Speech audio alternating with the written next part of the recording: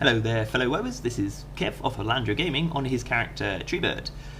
This tutorial is about some add-ons, a title, how you combine the add-ons to obtain the title. Pretty cool, pretty cool. The title, as you can see, is The Relic Hunter, and you probably know that if you've clicked this video what the title is.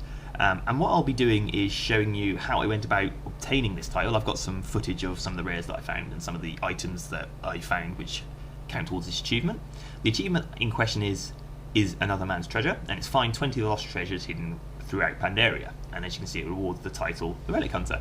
Now I managed to get this title in the space of 2 days using a combination of 3 add-ons which are absolutely fantastic when used in conjunction to great effect to hunt down the items that are in this list. I used Wowhead as my research tool, and what that done is there's some fantastic comments on there. If you search for this achievement, you'll see people that have listed all the NPCs, all the items, and their coordinates. Now the coordinates is the important bit.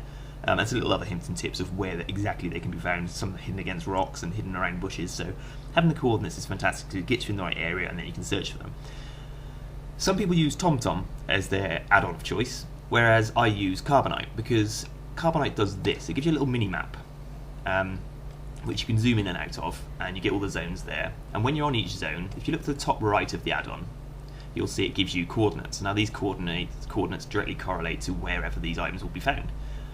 The benefit of using Carbonite, I find, is you can right-click wherever, once you get to the correct coordinates for an item, you can right-click and you can click Go To. Now that tells you where you've got to go. Even better is you get a little Go To waypoint, and it's a bit like TomTom in that sense, but you can then fly towards a certain area exactly to the coordinates that you need, and you can do that over and over. You can fly from point to point, you can change the coordinates, and you can hunt for these items based on the coordinates from resources like Wowhead. You might notice something else on the Carbonite map, which is the funky looking map, which you can resize and you can have wherever you want. You can leave it on your screen and you can move it around and all that kind of stuff. But one of the additional things you'll see there is little shaded areas. Now this is an add-on called NPC Overlay. Now this is an add-on to NPC Scan, which is quite well used to add on to hunt rare mobs and rare NPCs. NPC Overlay gives you a little shaded area which shows the patrol route or spawn points of certain add-ons or certain ads and certain NPCs.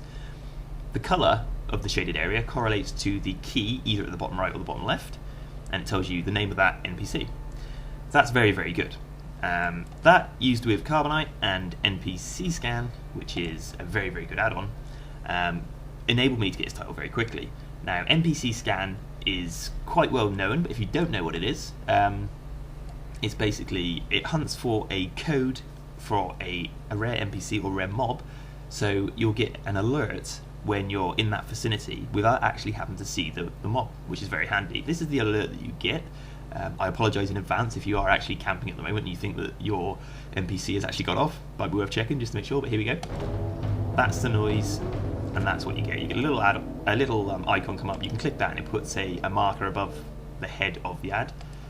If that was, say, this little eagle, it's just gonna have a shot there. If that's that eagle there, as you can see, it makes it stand out more, and it can go quite far into the distance. So you don't necessarily have to see that thing, and it will go off, and then suddenly you can look around and see, right, where's my little icon, and there it is. So that's kind of basically how it goes.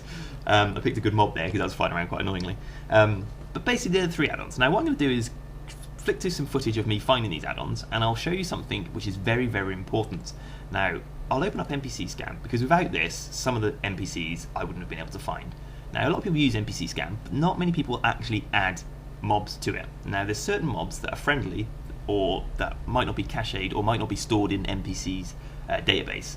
So what you do here is you go to the search button, and as you can see there's a list of all the mobs there that are relevant. So every single mob has got a code, and now again using the resource Wowhead, NPCs quite often have their code listed there. So if you know the name of the NPC that you're hunting for, you can put it in Wowhead and it'll come up with a code. Now the one I'm going to add for you now is this one here, which is the Ghostly Pandarian Fisherman, which is that code there, 64004. Now again, these are all available on Wowhead. You can change where in Woe the mob is located, and you pick the relevant one, so it's in Pandaria, and you name it whatever you want to name it. And I call it, obviously, Ghostly Pandarian Fisherman. Now, when you encounter that mob, when you're in the vicinity of that mob, your NPC scan will go off as if it's found an NPC. Now that's really good. Ghostly Pandaren Fisherman aside, I mean, you're quite often flying around Half Hill doing your dailies and whatnot, and you might not always check, but you'll fly close enough for your NPC scan to automatically pick it up, and that's quite handy. But also there's some NPCs that are down in caves or hidden from view. The NPC scan will still pick them up if you've added them to the cache, or if they're actually on the NPC scan database. Now that's very, very handy. And there are some NPCs in this hunt that you can add to your NPC scan, and you can just fly over a mountain and without having to go deep into a cave to look if they're up. Now that's really, really cool. So I'll flip now to the footage of some of my NPC and hunting action. Now this is one of the NPCs of which I spoke that you could fly above and your NPC scan will pick them up if you add them to your NPC, the same way that we added Pandaren Fisherman. And you only have to fly over the cave, and then within it you can pick up the NPC. Now I've cycloned the mob and spoke to him. This is one of the NPCs that it counts towards the achievement of finding these relics, but you talk to them, they give you an item. And this item is pretty cool actually. It's a haste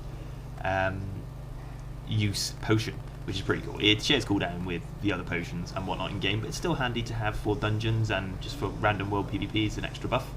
So that's basically one of the mobs there. Now I added this mob to NPC scan exactly the same way that I added Ghostly Pandaren Fisherman, and what that meant was when doing this route, the first couple of times I'd done it, I actually went in the cave because I didn't add the NPC, and then I decided to do it.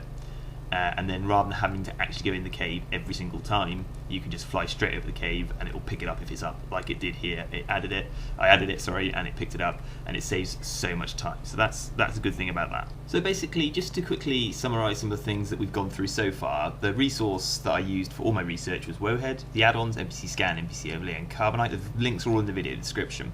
Now, some of the hints and tips that I can give you to how to obtain this title as efficiently as possible.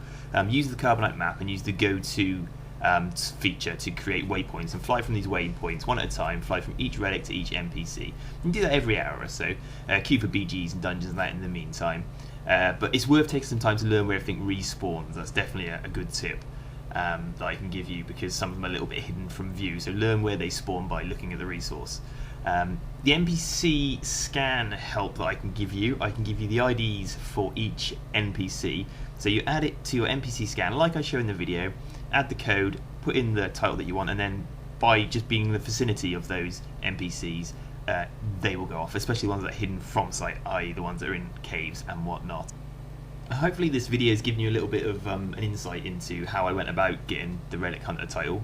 In fact, here is the very last capture of mine. Exciting in the whole of death, as they call it, the very last one that got me my title.